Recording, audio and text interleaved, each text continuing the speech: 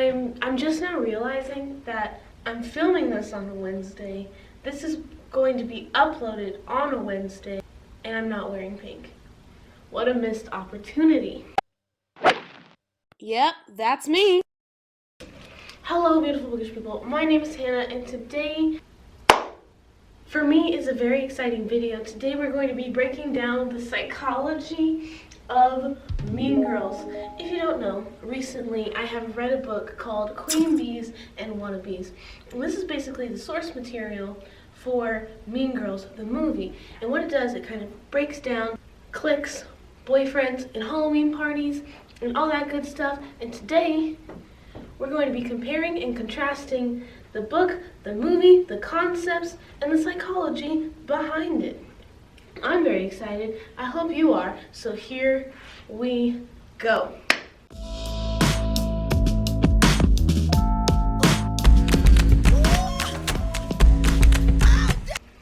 Psychology can be found in almost every aspect of life, including the film Mean Girls. One of the main reasons I think why Mean Girls is so beloved is because it's realistic. Not in the sense that it's relatable, but in the sense that it understands girl world. Cliques, gossip, bullying, etc. I think this is largely due to the source material, Queen Bees and Wannabes. Mean Girls understands girl world, the drama, the politics. It's more than just fighting with your best friend and making up in the second act. It's about power dynamics, sending someone else to say your apology, and possibly conflict theory. But I'm getting ahead of myself. So today we're going to be comparing the book to the movie and the concept that the movie takes from the book and the psychology behind it. Everyone knows that girls are under this tremendous pressure to fit in. This is one of the reasons why girls suffer from self-esteem as they enter adolescence. A lot of it can be placed on the internet, media, TV, giving girls conflicting messages, while at the same time, it's not the whole story. If you allow me to give you a quote from the book, girls have strict hierarchies based on what constitutes ideal femininity. But who is the prime enforcer of all these standards? The movies, magazines? No, it's the girls themselves. We can't just point a finger at media saying that it's your fault. We have to point at ourselves for not challenging the culture and what creates the problem. You gotta listen to Michael Jackson, Man in the Mirror, look within and see what the problem is. Clearly, girls are safer and happier when they look out for each other. This is what the power of cliques is about. For some girls, popularity portrays a false sense of power. For some, they become obsessed, trying to measure up to the standards of popularity, and others dismiss it as being silly. Now, before we begin to analyze anything, I first want to break down the high school cliques and how it correlates to Mean Girls. Cliques are a fascinating topic to look into. They are sophisticated, complex, and multi-layered, and every girl has a role in them. The first role is obviously a queen bee. I think we can all agree this is Regina George. Oh my god, I love your skirt. Where did you get it? It was my mom's in the 80s. That is the ugliest effing skirt I've ever seen. Fun fact, Regina in Latin actually translates to queen. This role is based on fear and control. Through money, force, charm, looks, manipulation, this girl runs the school. She can make girls feel anointed by declaring her the special friend. She weakens other friendships while strengthening her own. The author gives us a great example because she's actually a counselor that goes around schools giving lectures about cliques.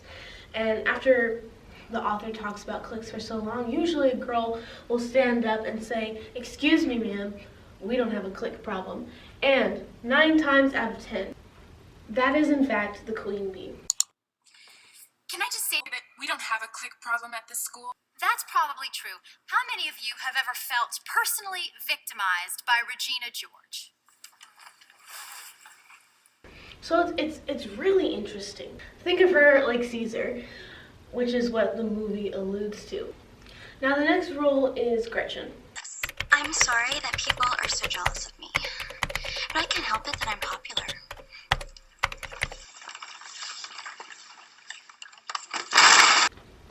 I love Gretchen. I see myself in Gretchen. It's fine.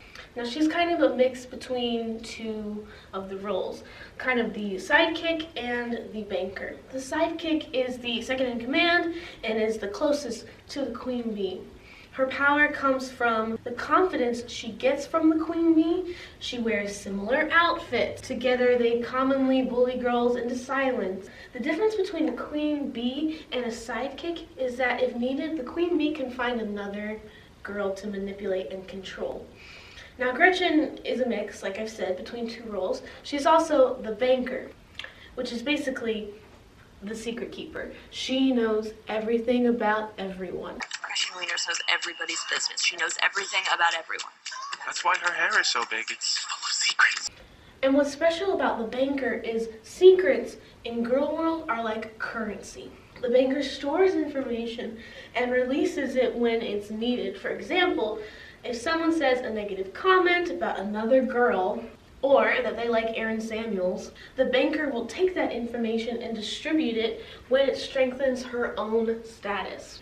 She seems harmless, and yet everyone is afraid of her because if she gets kicked out, stuff is about to go down because she knows everything about everyone. Next is Karen. So if you're from Africa, why are you white? Oh my God, Karen, you can't just ask people why they're white. I think she's the floater. The floater doesn't gain anything from sowing seeds of discontent and insecurity. She's beautiful, but not too beautiful. Nice, but not terribly sophisticated. She also avoids conflict. She's more likely to have higher self-esteem because she doesn't base her self-worth on how she's accepted in the group. She's nice to everyone and people genuinely like her. The floater means that she can go back and forth between different groups and be fine, which Karen does at the end of the movie. And Katie, our protagonist. She, I think, is the torn bystander. Hey, I called you last night. How come you didn't call me back? I got busy, sorry. So you need a ride to my art show this weekend?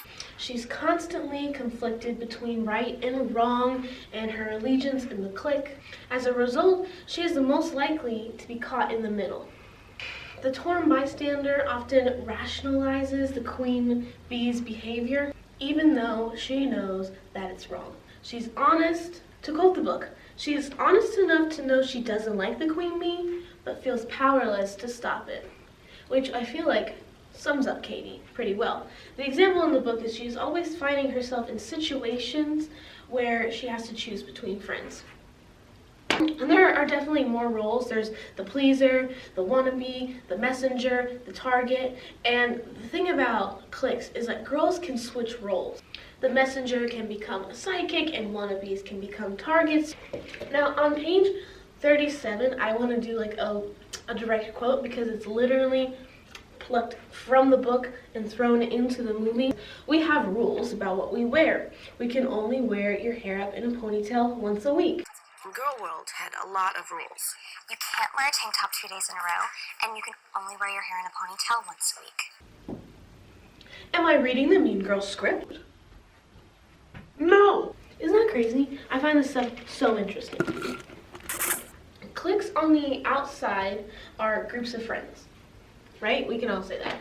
But breaking down the walls, one begins to see how groups bond together by the insecurities of adolescence. Any challenge to the power is seen as disloyalty, and by consequence, she might be thrown out. Even the threat of being thrown out is enough to silence girls because cliques are self-reinforcing. Why do they put up with it? Because most girls say it's better to be in a clique than to not be in one. It's better to have bad friends than be alone. In fact, it's very similar to a monarch. Which is a great analogy the movie uses. It's pretty similar to Henry VIII, as he rules his court with fear and tyranny, except in Mean Girls no one gets beheaded, alas. Most girls use intimidation and rumors to manipulate girls and make them feel inferior. There's a deleted scene in Mean Girls where Katie goes shoe shopping with her mom. Weird and tense. These are on sale. These are well made. Those are hideous. Those are hideous. This is a direct correlation to the book. And what it says about this scene is it's never actually about the shoes.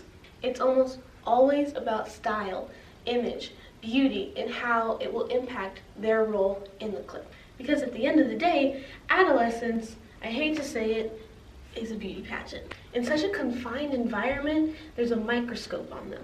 Beauty and style are so important in girl world that it wouldn't exist without it.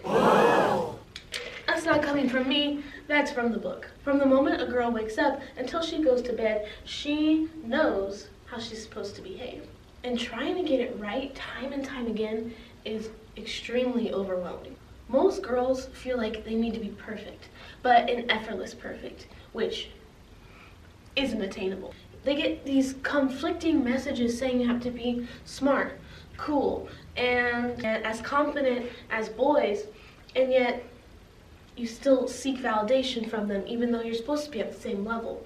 Despite there being levels of femininity, girls get the lesson more masculine behavior is only acceptable in certain situations.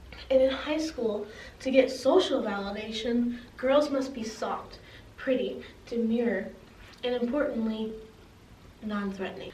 Which is a majority of why girls don't find themselves pretty. Because rule number one in girl world, if you get complimented, you have to disregard it so that you don't appear vain. Rule number two is leap to your friends' defenses when they put themselves down. This ugly flaw of competition happens in Regina's bedroom. God, my hips are huge. Oh, please. I hate my calves. At least you guys can wear halters. I've got man shoulders. A lot about girl world is asserting power. Usually the queen bee will ask, do you think I'm pretty, average, or ugly? And the correct answer in girl world is, you're pretty, I'm average. So you agree? What? You think you're really pretty? And the queen bee will usually respond, I think we're both average, which by doing so asserts her power because she's able to put down a friend while simultaneously putting down herself in a lesser manner. And the friend can't get mad about it because she technically didn't say anything mean. It's crazy. Speaking under psychology terms, conflict theory is very precedent in Mean Girls, which is a theory by Karl Marx that claims society is under a perpetual state of conflict because of competition and limited resources. It holds that social order is maintained by dominance of power, rather than the consensus of conformity. Very different terms. In Mean Girls, we see those with power creating the rules. Conflict is the result of someone trying to gain power. Those with power control the workers, and we'll call them classmates. Those with power are concerned with keeping power, which is, for example, when Regina notices Katie as a potential threat in the new school by people noticing her, which is most likely why Regina asks Katie to sit with them. Because if they can include her, they can also control her. Katie on her own could appeal the attention of cute boys and eventually threaten the alpha status of Regina. Now that we're talking about the concepts of girl world, I want to talk about Halloween for a second. I'm a mouse. Duh. Sexy girl Halloween. Most girls feel like they have to dress sexy for Halloween, and one factor is because they want to explore their sexuality, and the other is because it is one of the only times they can get away with it. Get away with it means it's the ceasefire in girl world, meaning they can dress as sexy as they want without the fear of getting called a slut. It's similar to why girls drink at parties, because they have the best excuse in the world. I don't even know what I did last night. I was so drunk. By saying that, it's like you were an altered state, and therefore it wasn't completely you and it wasn't completely your fault. It gives the freedom to express sexuality without the fear of repercussions. Mostly teasing, but if it continues, a reputation. Moving right along, let's talk about boys. Boys in girl world. Queen bees carefully regulate their popularity and the popularity of other girls. Boyfriends are a crucial part of the beloved popularity for 3 reasons. Number 1, they increase self-worth. Number 2, her friends hold her at a higher self-esteem. And number 3, the boyfriend is proof that she fits in. To quote the book, I didn't realize I had so many quotes. The girl's social hierarchy can direct how much flexibility a girl has in her choice of dates. To a certain extent, a powerful queen bee has a dating immunity. She can date whoever she wants because the guy she anoints as her casual love interest automatically is cool. Why? Because the queen bee now focuses her attention on boys as the final attributor, measuring her power among other girls. Which leads us into boyfriend stealing. I mean, that's just like the rules of feminism. Getting together with another girl's ex-boyfriend is one of the most common fights in girl world. When a girl does this, she has broken a trust bond. And rarely does the girl blame the boy, ironically. Girls excuse boys' behavior way quicker than they excuse other girls' behavior. It's a weird double standard that we ourselves hold ourselves to. Many girls believe boys to be dogs, but girls to be the enemy, which makes me really sad. Yeah, that was the breakdown of the psychology behind Mean Girls. At the end of the day, this book and movie try to teach girls how to deal with anger and conflict in a healthy way, and I personally find it fascinating how we deal with it. But thank you for watching. I hope you enjoyed it, and let me know if you want to see more videos like this. Thank you for watching. I hope you enjoyed it, and I'll see you next time. Keep reading and all that jazz.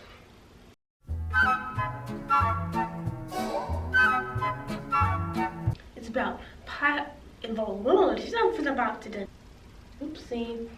Gonna make a change. Oh my gosh, let me say that quote again.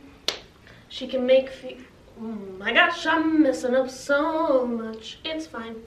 In Mean Girls, we see what? Psychology. Oh my gosh, I'm burping.